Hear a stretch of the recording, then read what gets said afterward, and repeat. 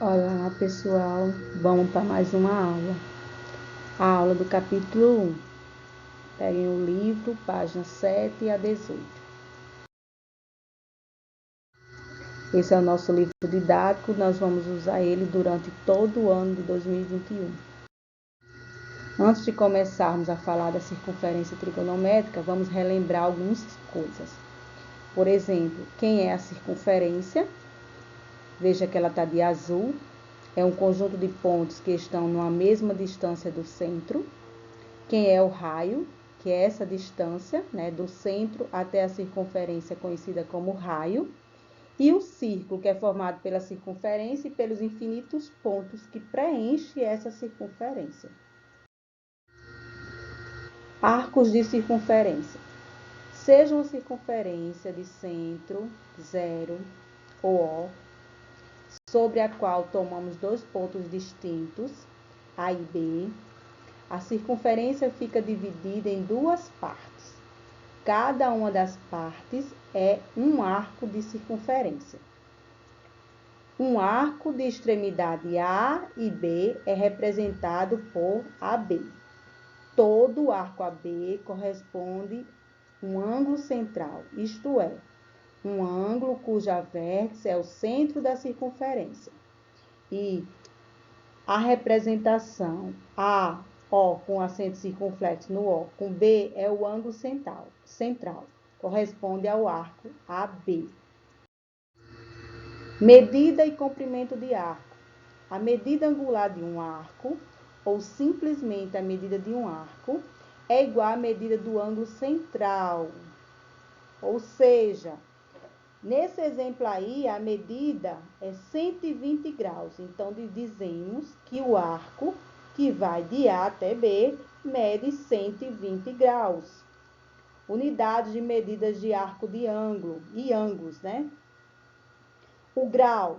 Ao dividirmos a circunferência em 360 arcos congruentes, temos que cada um dos arcos encontrados tem medida de 1 grau.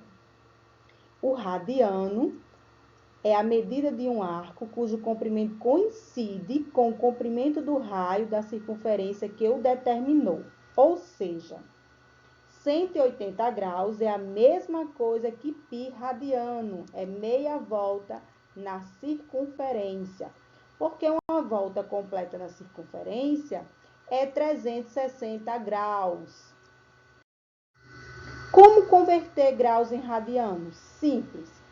Sabendo que o comprimento de uma circunferência pode ser calculado pela fórmula 2π, 2 vezes π vezes r, e a medida da circunferência em radiano é dada por 2 vezes π vezes r sobre r é igual a 2π.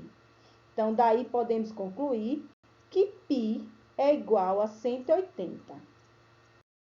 Se π é igual a 180, a gente pode converter qualquer valor em graus em radiano. Vamos ao exemplo 1. Converter 60 graus em radiano. Vamos usar uma regra de 3 simples, onde a gente vai dizer que 180 está para 60, assim como π radiano está para x. X será a medida que a gente precisa descobrir. Então, se eu fizer meios pelos seus extremos, eu vou descobrir 180 vezes x e 60 graus vezes π radiano. Passa o 180 dividindo e a gente simplifica, ou seja, divide 60 por 60, 180 por 60. Simplifica essa fração e ela vai se tornar π sobre 3. Então, 60 graus é a mesma coisa que π sobre 3. E o contrário, π radiano em graus. Também a gente pode usar uma regra de 3 simples, né? 180 vezes 3π sobre 4 é x vezes π. 180 vezes 3 dividido por 4, a gente vai encontrar que x, né, que esse valor que a gente procura é 135 graus. Ou simplesmente a gente pode, onde tem π, substituir por 180 graus, sem necessariamente fazer uma regrinha de 3. 180 vezes 3 dividido por 4 vai chegar ao mesmo resultado de 135 graus. Circunferência trigonométrica. Vamos lá. Essa parte azul, azul clara, ela é o comprimento do arco, né? O alfa é a medida do arco em radiano. E o R é a medida do raio da circunferência. Então, o lado é igual ao grau vezes raio, né? E numa circunferência trigonométrica, que está num plano cartesiano, a gente estudou isso, deve ter sido no 7º ano, a partir do 7º ano, a circunferência de centro 0, né, que tem suas coordenadas do ponto 0, 0, e o raio unitário, que é 1, é denominada de circunferência trigonométrica. Observe a figura ao lado, que está dividida em quadrantes, primeiro, segundo, terceiro e quarto quadrante. E sempre o sentido positivo é sempre o anti-horário dessa circunferência. Como a gente pode colocar números reais associados a cada ponto na circunferência trigonométrica? Números reais, a gente coloca dessa forma. Como o raio é unitário, o comprimento da circunferência trigonométrica é 2π. Então, uma volta completa na circunferência é 2π.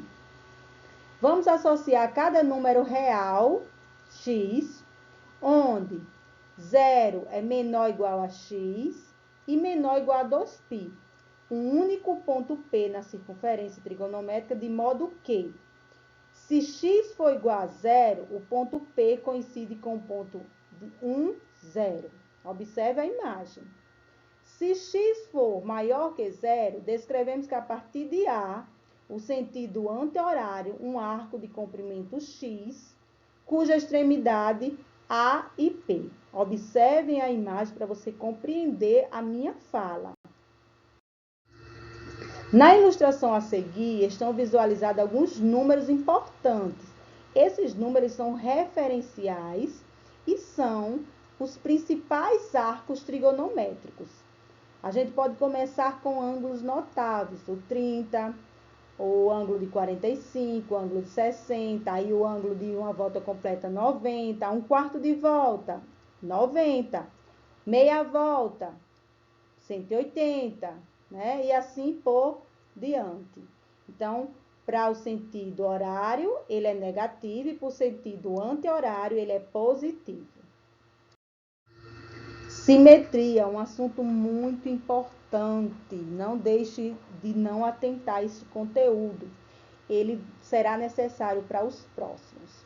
Os arcos simétricos são importantes, pois nos ajudam a determinar valores de alguns ângulos não notáveis, a partir dos ângulos notáveis. A imagem abaixo ilustra essa situação a que eu acabei de conversar. Em relação ao eixo vertical.